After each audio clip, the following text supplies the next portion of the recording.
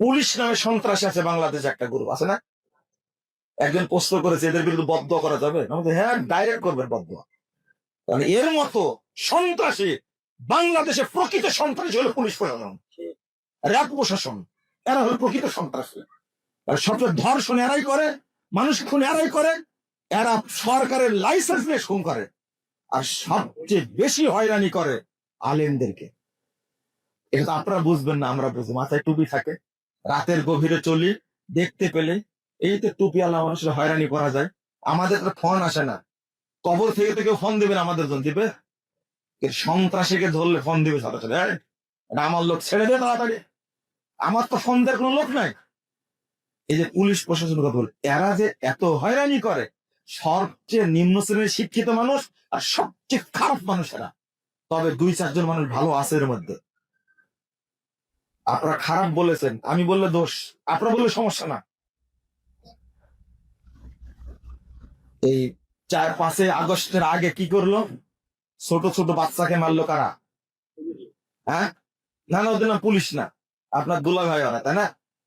আমি পুলিশ বলি তাই আপনারা কি করলেন? এতগুলো মানুষকে হত্যা করলো। যদি দিনের জ্ঞান থাকতো মারতে পারতো? মারতে পারতো না। পুলিশ হলো আমাদের অভিভাবক, কিন্তু তারা এখন হয়ে গেছে কি আমাদের জন্য সবচেয়ে ক্ষতিকর। এরা কোন জায়গায় আপনার ঠিক থাকতে দিবে না, সবচেয়ে অত্যাচার করে আলেমদেরকে। ব্যাগে বোমা আছে, কি আছে? ব্যাগে বোমা আছে। বাংলাদেশের সবচেয়ে বড় চোরকে বলে আর বলে না? খালি বিমানবন্দরে ঢুকলে হয় দেখবেন কতজন তার পিছনে, কে চা দিবে, কে বাতাস দিবে, কে নিয়ে যাবে, হিসাব নাই। অথচ সবচেয়ে বড় চোর। আর একজন ভালো মানুষ বিমান করে ঢুকলে ব্যাগের মধ্যে বোমা আছে মনে হয়, অস্ত্র আছে মনে হয়, পিস্তল আছে মনে হয়, এগুলো ব্যাগ পত্র খুলে তাড়াতাড়ি করে দেবে একবারে। আপনি যাচ্ছেন সৌদি আরবে, আপনি যাচ্ছেন মালদ্বীপে, আপনি দুবাই যাচ্ছেন, অবস্থা কি হতে পারে? কিন্তু তাই বলে কি আমি দাড়ি কেটে ফেলবো? কি কেটে ফেলবো? আমি কি শার্ট প্যান্ট পরবো? ওর চেয়ে কি কম শিক্ষিত আমি? বুঝেননি কথা? ওর চেয়ে কি কম শিক্ষিত আমি? ওর সার্টিফিকেট দেখেন, আমার সার্টিফিকেট দেখেন। যদি আমার মধ্যে এই অহংকার তৈরি হয়, ঠিক আছে, জুব্বা শেষ, পাঞ্জাবি শেষ, আমি আজ থেকে শার্ট প্যান্ট পরবো, টাই পরবো, দাড়ি কেটে ফেলে দেবো, এটা করবো আমি? না না, কুত্তার সাথে এগুলো করতে যাবো কেন? আমার মান যেটা, আমি তো মনে করি কেউ মায়ের পেটে জন্ম নেয় এরা। বন্ধুরা আমার, আমাদের কালচারটা চেঞ্জ করতে হবে। সর্বশেষ কথা, পরিবারে ইসলামী অনুশাসন চালু করুন, ইনশাল্লাহ দুনিয়াতেও মর্যাদা পাবেন, পরকালে মর্যাদা পাবেন ইনশাআল্লাহ।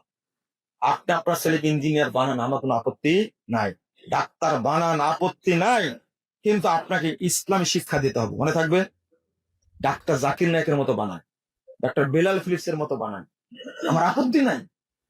একজন অর্থনীতিবিদ যদি অমুসলিম হওয়ার পরে অর্থনীতিবিদ যদি মদিনা বিশ্ববিদ্যালয়ে গিয়ে অনার্স মাস্টার্স করে পৃথিবীর শ্রেষ্ঠ দায়ী হতে পারে, আপনার ছেলে পারবে না হতে? অবশ্যই পারবে, অবশ্যই পারবে। আপনার ছেলেকে পিএইচডি করান, বিসিএস ক্যাডার বানাবেন। বাংলাদেশে এখন এমন কিছু বিসিএস ক্যাডার হচ্ছে, এদের সংখ্যা বেড়ে গেলে বাংলাদেশে কোনো দুর্নীতিবাজ থাকবে না ইনশাল্লাহ, ইনশাল্লাহ থাকবে না। আমরা আত-তাওহীদ ইসলামী কমপ্লেক্সের মাধ্যমে এইরকমই কিছু ছাত্র তৈরি করতে চাই, যারা দিনের দায়ী হবে এবং রাষ্ট্রের কারিগর হবে ইনশাআল্লাহ। আপনারা এই আমরা যে স্বপ্নটা দেখছি, আপনারা প্রথমত দোয়া করবেন, আল্লাহ যেন স্বপ্নকে কবুল করেন, আমিন। আর প্রত্যেককে অনুরোধ করব, নিজের প্রতিটি সন্তানকে আলেম বানাবেন ইনশাআল্লাহ। আমরা নাস্তিকদের হাতে দেশ ছেড়ে দিব না ইনশাআল্লাহ। আমার বক্তব্য, পরিকল্পনা 10 বছর, 15 বছরের, 20 বছরের পরিকল্পনা। 20 বছর পরে বিসিএস ক্যাডার যারা হবে, যারা উচ্চ পর্যায়ে যাবে, একদিন তারাই এ দেশ পরিচালনা করবে ইনশাআল্লাহ। তবে আলহামদুলিল্লাহ, আমাদের বক্তব্যগুলো বড় বড় অফিসার শুনে আল্লাহ তাদেরকে হেদায়েত দান করছে আলহামদুলিল্লাহ। অনেক বিচারপতি তারা হেদায়েত পেয়ে গেছে আলহামদুলিল্লাহ। অনেক প্রশাসনের লোক হেদায়েত পেয়েছে, যার কারণে প্রোগ্রাম বন্ধ করবে, মসজিদ ভেঙে দিবে, তাদের একটা ফোনই যথেষ্ট আলহামদুলিল্লাহ। এটা আল্লাহর বড় রহমত না?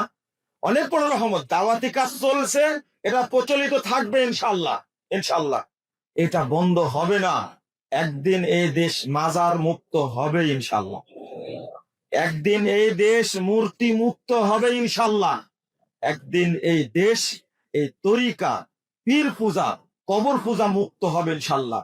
এই দেশ একদিন তাওহীদের দেশে পরিণত হবে ইনশাল্লাহ।